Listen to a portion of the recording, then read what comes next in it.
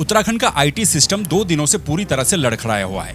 न CM helpline number चल रहा है, न अपनी सरकार पोर्टल चल रहा है। इस साइबर अटैक में कितनी वेबसाइटें बंद पड़ी हुई हैं। बाहर के पोस्ट ऑफिसों में नौकरियों का ये कैसा खेल हो रहा है। गणित के टॉपर हैं, लेकिन परसेंटेज निकालना नहीं आ रहा है। गढ़वाली तो छोड़िए, यहाँ पर हिंदी भी ढंग से बोलनी नहीं आ रही है। डाकघर में क्या फर्जी सर्टिफिकेट के आधार पर बाहर के युवा नौकरी पा रहे हैं? आइए आज बात करेंगे इन दो टॉपिक्स पर, लेकिन आगे बढ़ने से पहले अगर आपने अभी तक इस चैनल को सब्सक्राइब नहीं किया है तो सब्सक्राइब कर दीजिए। वीडियो को लाइक करें, शेयर करें और कमेंट भी करें। देखिए, वेडिंग सीजन आ रहा है। अगर आपके घर में भी कोई फंक्शन है तो उन पलों को जिंदगी भर तक सुरक्षित रखने के लिए आप कांटेक्ट कर सकते हैं Jakholi studios and media production से, जहां पर आपको रिजनेबल बजट में मिलेगा क्वालिटी वर्क। सिर्फ वेडिंग प्री वेडिंग ही नहीं बल्कि ad film, video song, documentary के लिए भी आप अपनी डेट को बुक कर सकते हैं। इस चैनल के रेफरेंस से आपको डिस्काउंट भी मिलेगा। स्क्रीन पर या फिर डिस्क्रिप्शन में नंबर है, आप कॉन्टेक्ट कीजिए। उत्तराखंड के डाकघरों में डाक सेवकों की नौकरी पर आजकल खूब हल्ला मचा है। कुछ दिन पहले एक खबर सोशल मीडिया पर खूब वायरल हुई थी। ये खबर अमर उजाला की एक्सक्लूसिव खबर थी, जिसमें यह बताया गया है कि पहाड़ के डाकघरों में काम करेंगे हरियाणा और पंजाब के युवा। इस खबर के मुताबिक 160 पदों पर हुई भर्ती में से सिर्फ 3 ही उत्तराखंड के लोग थे। बाकी 160 में से 157 लोग हरियाणा और पंजाब के रहने वाले थे। जो 3 लोग उत्तराखंड के भी थे वो भी SC ST वाले थे। अब ये भर्तियां कैसे हुई, क्या सिस्टम है, क्यों हल्ला हो रहा है, उस पर आएंगे। लेकिन उससे पहले आप पहाड़ों में डाकघरों का या फिर पोस्ट ऑफिस का महत्व समझिए। पहाड़ों में शायद ही कोई ऐसा परिवार होगा जिसका डाकघर में लेन देन न होता हो। जहां पर बैंक नहीं होते वहां पर पहाड़ों में डाकघर होते हैं। दूरस्थ क्षेत्रों में, दुर्गम क्षेत्रों में पोस्ट ऑफिस होते हैं। उन गांवों के बुजुर्ग महिलाएं पोस्ट ऑफिस में लेन देन का काम करती हैं। जाहिर सी बात है कि वो गढ़वाली बोलते हैं, यानी कि पोस्ट ऑफिस में कम से कम क्षेत्रीय भाषा का ज्ञान तो होना ही चाहिए। ज्यादा ना हो तो हिंदी तो आनी ही चाहिए, तभी तो आप वहां के लोगों के साथ कम्युनिकेशन कर पाएंगे।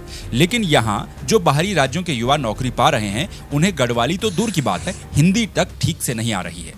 अब तो खबरें ये भी आ रही हैं कि बहुत से लोगों को हिसाब किताब करना भी नहीं आ रहा है, जो पोस्ट ऑफिसों में काम कर रहे हैं। गणित जैसे सब्जेक्ट में इन लोगों के 100 या ज्यादातर के 99 नंबर हैं, लेकिन इतने ज्यादा नंबर लाने के बावजूद भी परसेंटेज निकालना नहीं आ रहा है। अब पहले ये समझिए कि हरियाणा पंजाब वालों की नियुक्तियां हो कैसे गई।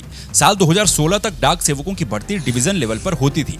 इसके बाद ये भर्तियां अखिल भारतीय लेवल पर होने लगी, यानी कि जाहिर सी बात है कि इसमें देश भर से अभ्यर्थी अप्लाई कर सकते हैं। 10वीं के अंकों के आधार पर इसमें सिलेक्शन होता है। 10वीं के अंकों के ही आधार पर इसमें मेरिट बनाई जाती है। अब पंजाब हरियाणा से जिनका सिलेक्शन हुआ, उनके तो गणित में 99 या ज्यादातर लोगों के 100 नंबर हैं, तो उनका नाम मेरिट लिस्ट में आ ही गया।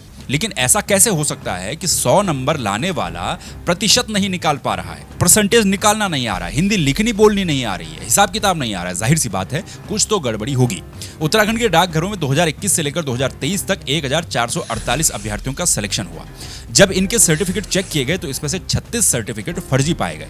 बाहर के लोग फर्जी सर्टिफिकेट बना करके यहाँ पर नौकरियां पा रहे हैं और यहाँ वाले सिर्फ उनकी घिच्ची कताड़ रहे हैं। इस साल भी भर्ती चल रही है, उसमें भी अभी तक 6 फर्जी सर्टिफिकेट वाले मिल चुके हैं। 1200 पदों के आसपास इस साल भर्ती चल रही है। ग्रामीण डाक सेवकों को 15,000 रुपए तक वेतन मिलता है। अब उत्तराखंड में जिसके गणित में 99 या 90 या 100 नंबर होंगे, वो तो IIT की सोचेगा, वहां की तैयारी करेगा। लेकिन दूसरे राज्यों में फर्जी नंबर लाने का चलन जरा थोड़ा सा ज्यादा है, तो वहां पर 99 नंबर लाने वाला भी डाक सेवक बनने को तैयार है।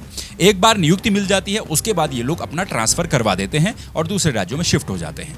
अब वो डाक व्यवस्था ही क्या चलेगी या फिर पोस्ट ऑफिस ही कैसा ही चलेगा, जहां पर काम करने वाले को गढ़वाली तो छोड़िए, हिंदी तक ठीक से नहीं आती, लिखना नहीं आता, हिसाब किताब करना नहीं आता। इसको लेकर के गढ़वाल सांसद अनिल बलूनी ने केंद्रीय डाक संचार मंत्री ज्योतिरादित्य सिंधिया से फोन पर बातचीत भी की। उन्होंने कहा कि भाई दुर्गम पहाड़ी क्षेत्रों में उन लोगों को तैनाती दी जाए जो स्थानीय भाषा को समझते हैं या फिर जिन्हें हिंदी का ज्ञान हो। ज्योतिरादित्य सिंधिया ने भी ये वादा किया है कि इसको ठीक करेंगे। उत्तराखंड में वैसे ही सरकारी नौकरियों के लिए मारामारी मची रहती है। बहुत लंबे समय अंतराल के बाद सरकारी नौकरियां निकलती हैं और डाक विभाग में हर दूसरे साल 1200 से लेकर 1400 पदों पर भर्ती हो रही है, जिसमें 95% लोग बाहर के नौकरी कर रहे हैं, वो भी जिन्हें आता जाता कुछ नहीं। गणित में 99 नंबर है, लेकिन परसेंटेज निकालना नहीं आता। उत्तराखंड में पिछले 2 दिनों से न तो ई ऑफिस वेबसाइट चल रही है, न अपनी सरकार पोर्टल चल रहा है, न UKPSC चल रहा है, न CM हेल्पलाइन चल रहा है। ऐसी ही 186 से ज्यादा सरकारी वेबसाइटें हैं जो 2 दिनों से बंद है। कामकाज पूरी तरह से ठप पड़ा हुआ है। ये सब इसलिए हुआ क्योंकि उत्तराखंड के सरकारी सिस्टम पर, यानी कि IT वाले सिस्टम पर वायरस का अटैक हुआ है। इसे साइबर अटैक भी कहा जा सकता है, जिसके चलते कई वेबसाइटें, कई पोर्टल्स, एप्लीकेशंस बंद पड़ी हैं।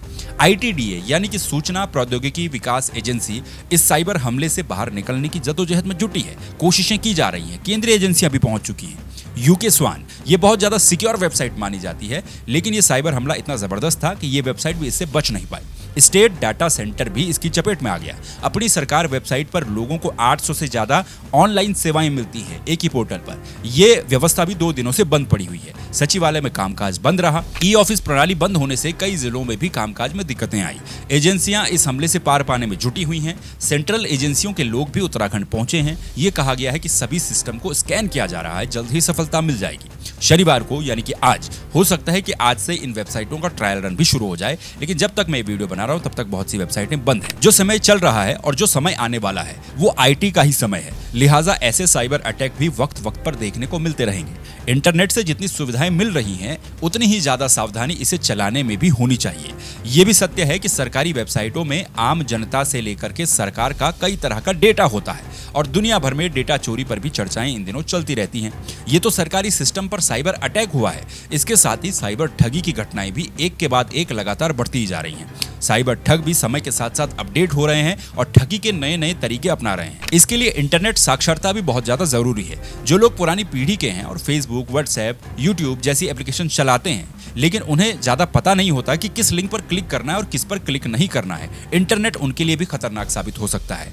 आपका एक भी गलत क्लिक आपका बैंक बैलेंस, बैंक अकाउंट खाली करवा सकता है। इसीलिए इंटरनेट का इस्तेमाल सावधानी से करें। ये थे आज के 2 टॉपिक्स। इन टॉपिक्स को लेकर आपका क्या कुछ कहना है कमेंट करके जरूर बताइए। बाकी इस चैनल को सब्सक्राइब कर दीजिए। आपसे फिर मुलाकात होगी किसी दूसरे वीडियो में दूसरे टॉपिक के साथ। तब तक के लिए नमस्कार, अपना ख्याल रखिए।